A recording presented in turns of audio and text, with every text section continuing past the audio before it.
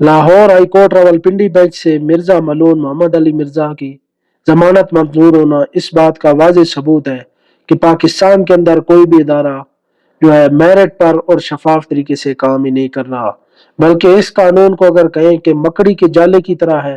तो ये भी गलत ना होगा, क्योंकि साबित शुदा गुस्ताखान रसूल को रिहा किया जा रहा है और दूसरी तरफ आशिकान रसूल को पाबंद सलासिल किया जा रहा है, सीधी गोलियां मारी जा रही हैं, बख्तर बंद गाड़ियां चढ़ाई जा रही हैं और उनकी लाशों की बेहुरमती की जा रही है और दिन ब दिन चादर और चार दीवारी का तकद्दुस पामाल किया जा रहा है। लेकिन कोई बात नहीं, ये तुम्हारी आर्जी ताकतें हैं,